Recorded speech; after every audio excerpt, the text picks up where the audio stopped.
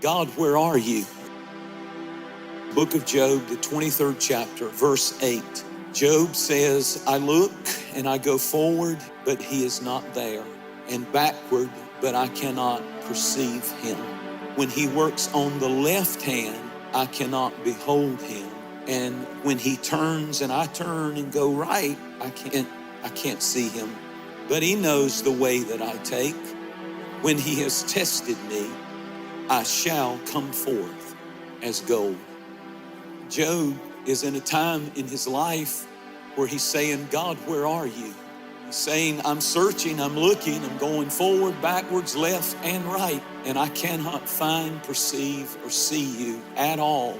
You seem unconcerned, absent, and silent when I need you the most. He had lost his family, his children, his wealth. He had lost his health. He had lost his friends. He had lost everything good in his life. And now in chapter 23, he's lost his God. He said, behold, I go forward, but he is not there. He's saying, I went forward, but he said, I don't see God. He says, as I went backward, maybe there's something in my past that can explain why I'm here. Take me back to my childhood. Take me back to my teenage years. What happened? How did I end up here?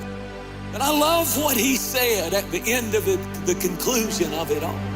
He said, I don't know where he is, but he knows where I am. For he knows the path that I take. He knows where I am, even when I don't know where he is, and I can't perceive him, and he knows my name. And then he ends with a powerful faith confession. And when he has tried me, I will come forth as gold.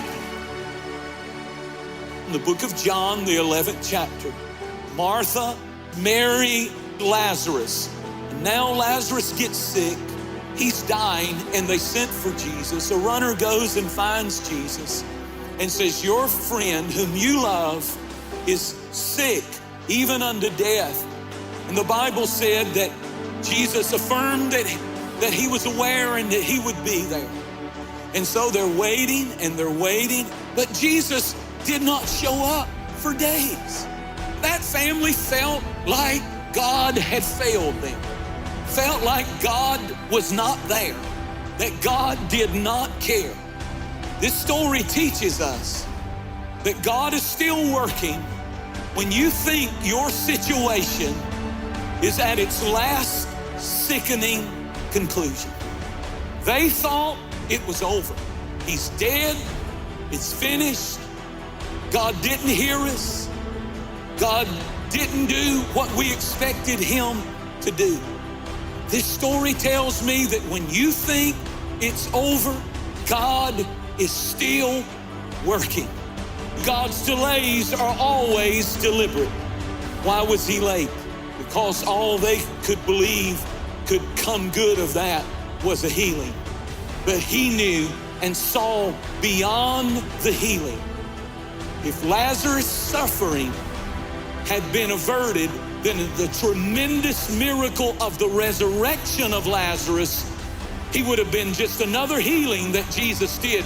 But I'm standing in a pulpit thousands of years later, and I'm preaching and telling the testimony of the Lord who raised Lazarus from the dead. And the only reason is because if Jesus would have spared that family from mental anguish, they would have missed the greater joy of a resurrection that would touch the community, that would touch the nation, and that would touch the world and outlive their family with that testimony of all things that God was doing that they could not perceive or understand.